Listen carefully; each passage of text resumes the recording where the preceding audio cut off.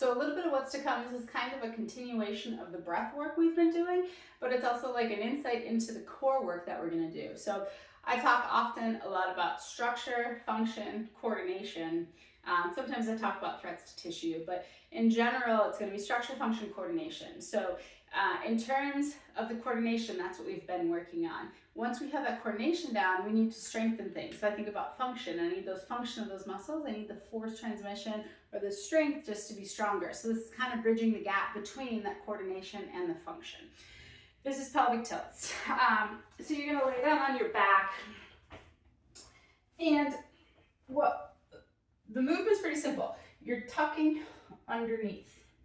So all we're doing is we're tucking that tailbone underneath us. Now there's a lot of ways that I can achieve that. One way I could do it is pushing with my hamstrings and pushing with my legs, and I actually feel my hamstrings contracting as I tuck underneath, but nothing's happening here. So what I want right now is I want those internal obliques to be working together, and then your lower abdominals that are gonna actually pull your pelvis upward. So think about having soft and squishy glutes and hamstrings, and then nice and firm lower abdominals. How I get people to do this is I'll use the breath we've been doing, and then at the end of the exhale, I'm just gonna have you tuck underneath, and you're gonna feel these muscles in a way that you may not have felt lately. So take a breath in, give me a big exhale,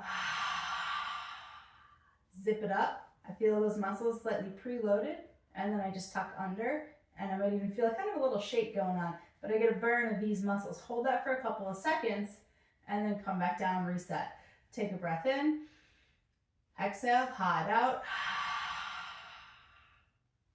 Draw that belly button in and up, and tuck. Hold for a couple seconds, and then release. A couple of things as you're doing this. As you get to the end of your exhale, so you feel these muscles contracting, and then you do your pelvic tilt, you may actually feel a gentle lift of your pelvic floor.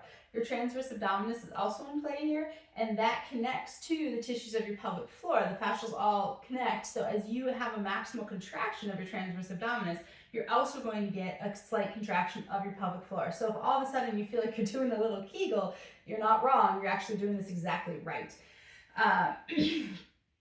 So I would do sets of 10, and I'd have a 3-second hold at the end of it. The thing is, we want to make sure is you're getting these your lower abdominals are working throughout it. So give that a try, see how it goes. Again, give me 10 of those with a 3-second hold. Remembering that we're trying to, you need to preload the abdominal muscles here before we get that tuck. If you can do that successfully after you preload, so you're using your breath, full exhale to preload, then you can just go ahead and do the pelvic tilts without worrying about using the breath to preload. If you're having trouble finding your lower abdominal muscles, use that breath, preload the abs, then give me the pelvic tilt to find those muscles and continue as needed.